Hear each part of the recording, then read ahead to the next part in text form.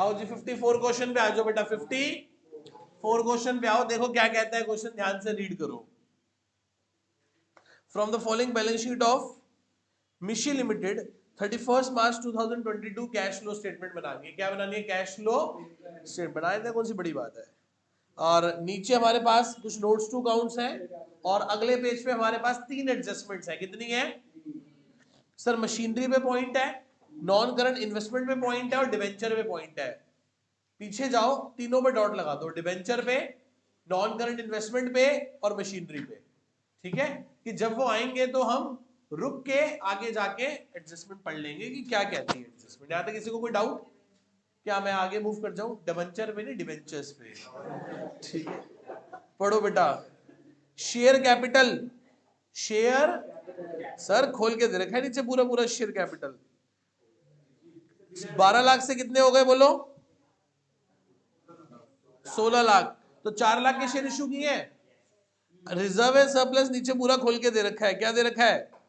Security premium 20,000 हो गए। क्या हो गए? जनरल रिजर्व 240 से, प्रॉफिट 2 लाख से। अब समझो, एक बात बताओ, सिक्योरिटी प्रीमियम बढ़ कैसे गया? इसका मतलब जरूर जो हमने 4 लाख रुपए के नए शेयर इशू किए हैं ना, वो 5% प्रीमियम पे करे हैं। किस पे करे हैं? 5% प्रीमियम पे। हैं जी, डिवेंचर इशू हुए। डिवेंचर कितने से इशू हो रहे हैं? 2 से 3 20, एक 20। नहीं साइलेंट है तो कुछ मान लो बेटा, कोई फर्क नहीं पड़ता। मैं ये मान के चल रहा हूं कि जो 4 लाख के शेयर्स इशू हुए हैं ना, वो 5% प्रीमियम पे हुआ है। तो 4 लाख का 5% कितना होता है?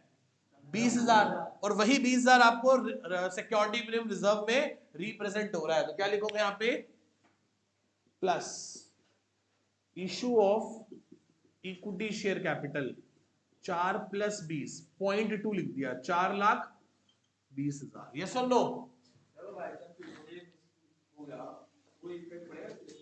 क्यों नहीं फर्क पड़ेगा? आंसर नहीं मैच करेगा भाई। आगे चलो, यहां तक किसी को कोई डाउट? जी सर। भाई 4 लाख के शेयर 16 से 20 हो गए और सिक्योरिटी प्रीमियम 0 से 20 हो गया। इसका मतलब 4 लाख के शेयर इशू है 20,000 के प्रीमियम पे। तो कुल पैसा कितना आया होगा फाइनेंसिंग एक्टिविटी से में? 4,20,000। कितना आया होगा? 4,20,000। डाउट किसी को यहां तक? आगे चले जी। हाँ, आगे लिखो बेटा। फिर क्या लिखा है? जनरल रिजर्व 240 से कितना हो गया? तो लिखो यहाँ पे एप्रोप्रिएशन ऑफ प्रॉफिट में ट्रांसफर टू जनरल रिजर्व कितना बोलो? 60,000। और प्रॉफिट कितना हो गया बोलो? 2 से 3 40, 1,40,000 का प्रॉफिट हो गया। कितने का प्रॉफिट हो गया? 1,40,000 का। बोलो यस और नो? कितने का प्रॉफिट हो गया? 1,40,000। कितने का प्रॉफिट हो गया बोलो बेटा? 1,00,000। आगे चलो, फिर क्या गिवन है बोलो? पढ़ो भाई पढ़ो, फिर क्या है? उसके बाद है लॉन्ग टर्म बोरिंग्स, जिसमें 10% के डिवेंचर है। 10% के 2 लाख से कितने हो गए? तो प्लस इशू ऑफ 10% डिवेंचर्स। कितना बेटा? 1,00,000। 1,00,000। आगे चलो। हाँ हाँ आगे चलते हैं, आगे पढ़ो। इसके एडजस्टमेंट में लिखा हुआ है debentures are issue on the 31 March 2000, साल के पहले दिन के आखिरी दिन। यदि आखिरी दिन इशू की है तो इन नए इशूड पे तो कोई ब्याज देने की आवश्यकता। किस पर ब्याज दोगे बोलो? 2 लाख वालों पे। किस पे दोगे ब्याज? Minus interest on debenture 10% of 2 lakh. कितना हो गया?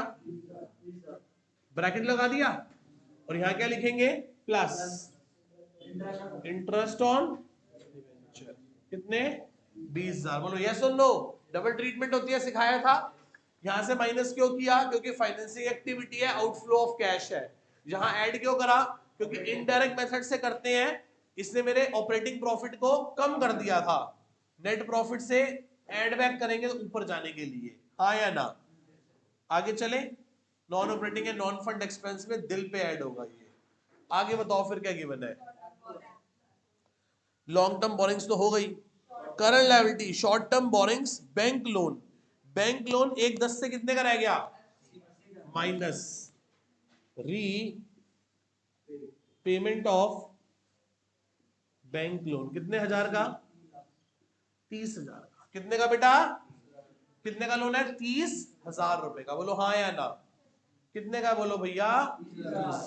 आगे चलो, ट्रेड पेबल 180 से minus, decrease in trade payable कितने हजार? सीधी चाल चलते हैं ना ये तो, माइनस हो गया जी। अब आ जाओ किस पे? Non current assets, plant property equipment, और नीचे खोल के दे रखा है कि इसमें क्या पड़ी है हमारे पास?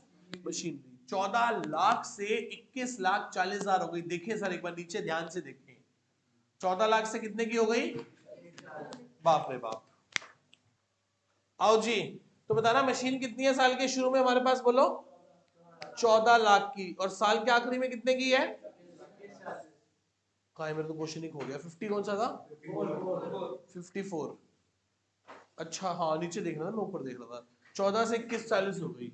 साल के शुरू में मशीनरी 14 लाख, साल के आखिरी में 21,40,000। प्रोविजन साल के शुरू में 190 और साल के आखिरी में 240। क्या चार चीजें पुट करनी आ गई? ये चार चीजें पुट करनी आ गई। आगे चलते हैं, अब पढ़ो अगले पेज पे क्या लिखा है। During the year a machinery costing 1,40,000। Sir my Lord पहले अंडरलाइन किया जाए, कॉस्टिंग 1,40,000। हर क्वेश्चन में, हर सैंपल पेपर में आपको कॉस्टिंग वर्ड दिखेगा, पर प्री बोर्ड में होगा तो देयर बुक वैल्यूज रुपीज इतनी। वो यहां नहीं आनी थी, वो यहां आनी थी, और आप पूरा क्वेश्चन उड़ा गए, गलत कर गए, क्योंकि आपने हमेशा क्या पढ़ा? कॉस्टिंग। इसलिए मैं बार बार बार बार अंडरलाइन करवा रहा हूं, कॉस्टिंग। यदि कॉस्टिंग बोलेगा तो यहां लिखेंगे, और बुक वैल्यू बोलेगा तो यहां लिखेंगे नीचे। समझ रहे हो? आगे चलो, कॉस्टिंग 1,40 है, जिस पर उसका आज तक का डेप्रिसिएशन कितना है? 1,00,000। बूढ़ी हो चुकी है मशीन, क्या हो चुकी है? काफी बूढ़ी हो चुकी है। उसे बेच दिया 20,000 रुपए में। कितने का बेच दिया? बड़ा सिंपल है, 1,40 की चीज पे 1,10 का तो डेप्रिसिएशन लगा पड़ा है, 30। बेचने गए तो कितने की बिकी? 20,000 की। तो क्या हो गया? 10,000 का क्या हो गया? इसको रखना है कि राइट ऑफ करना है? इसको रखना है कि राइट ऑफ करना है? Right of.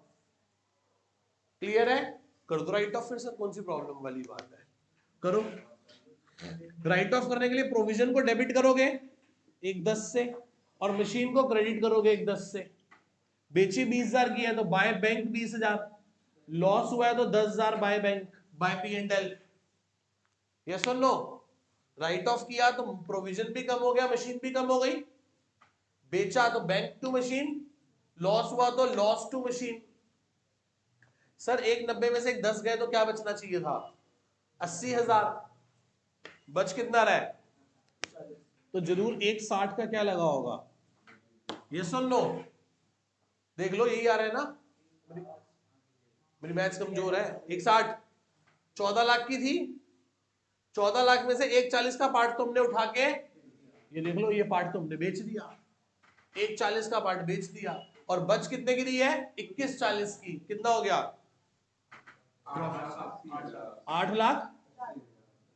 सोच लो, 8 लाख की परचेज आ गई। क्या आ गई? 8,80,000 हो गया पूरा 880। अब इसमें से 4 आइटम उठाओ। कौन कौन सी? परचेज, सेल, फिर डेप्रिसिएशन 160 और लॉस 10। तो जाओ ऑपरेटिंग एक्टिविटी में, प्लस सेल ऑफ मशीनरी कितने हजार, माइनस परचेज ऑफ मशीनरी 8,80, 8,80,000। उसके बाद क्या हुआ बोलो?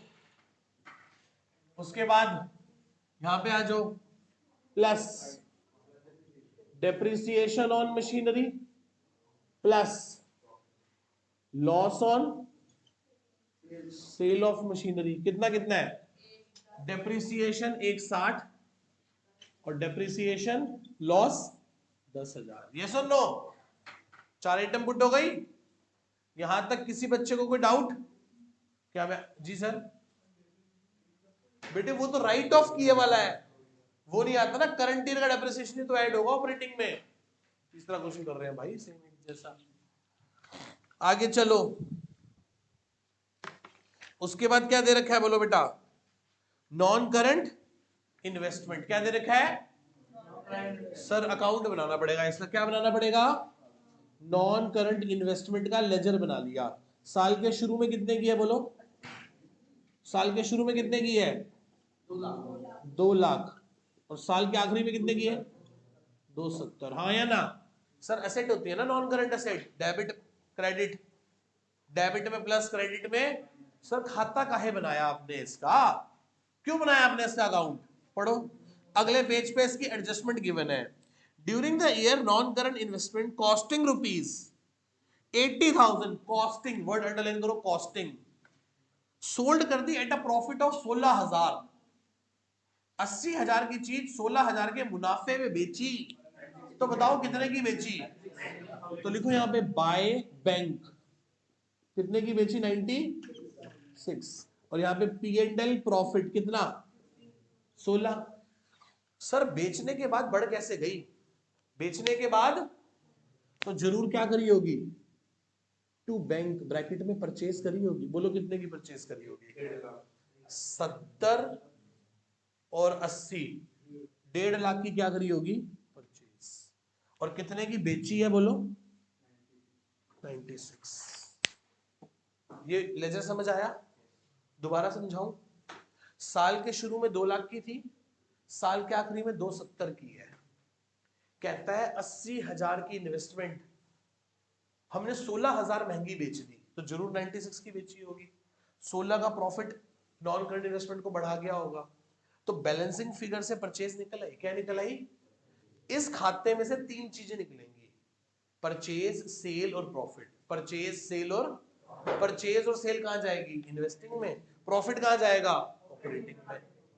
चलो लिखो minus purchase of non current investment कितने की खरीदी है 1.5 लाख की, कितने की खरीदी है बोलो बेटा, और plus sale of non current investment कितने की बेची है 96, हाँ या ना। ये 2 आइटम्स पुट करनी आ गई, पक्का। चलू आगे, ये प्रॉफिट कितने का हुआ है 16 का, प्रॉफिट माइनस होता है ना, profit on sale of non current investment कितने हजार का 16,000 माइनस हो गए, 16,000 क्या हो गए माइनस।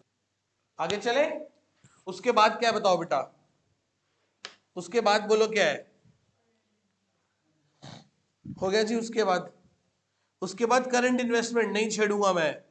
उसके बाद ट्रेड रिसीवेबल 4 लाख से तो प्लस कर लो, plus decrease in trade receivable कितने हो गए बोलो 2,20,000, हाँ या ना। यहां तक किसी को कोई डाउट, पक्का भाई साहब। चलो आगे चलो, कैश एंड कैश इक्विवेलेंट्स को भी नीचे उसने खोल के दिखा रखा है, खोल के दिखा रखा है, कैश इन हैंड और कैश एट बैंक, ठीक है जी बाद में देखेंगे इसको। चले अब क्वेश्चन खत्म हो गया। अब नोट्स टू अकाउंट्स में देखो कोई आइटम रह तो नहीं गई हमारी पुट करने वाली, अगले पेज पे एडजस्टमेंट्स में जाके देखो कोई पॉइंट कोई एडजस्टमेंट करनी रह तो नहीं गई, पूरा क्वेश्चन हो गया हमारा। चलो क्लोज करो, एक 40 और 60 2 लाख, एक 80 एक 90, एक 90 में से 16 गए तो 170, और 3,70 374 में से एक 90 है ना, एक 90 ऐड कर दिए कितने हो गए 564 डैश 564। कैश जनरेटेड, कैश यहां से क्या आ रहा है बोलो 880 1.5 10 30 10 10 10 10 में से 1 लाख गए, 9 10 9 14 क्या आ गया नेगेटिव, क्या आ गया 9,14,000 नेगेटिव। देखो यही है, इसमें क्या आ रहा है 50,000 नेगेटिव के हैं 5 4 90 पॉजिटिव आ रहा है, ये देख लो मेरा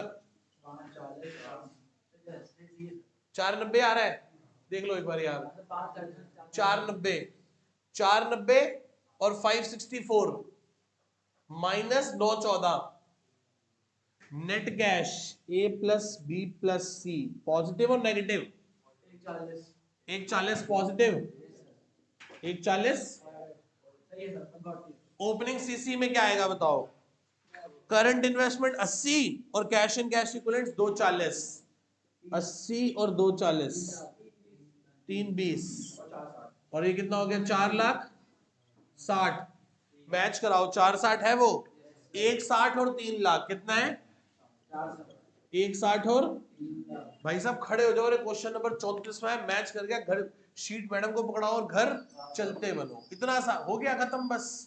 पर ये इतना बड़ा क्वेश्चन पेपर में नहीं आएगा, मुश्किल है ये, लेंदी है सिर्फ, मुश्किल नहीं था पेपर में, इतना मुश्किल क्वेश्चन नहीं आएगा। ठीक है, करो इसे ध्यान से एक बार।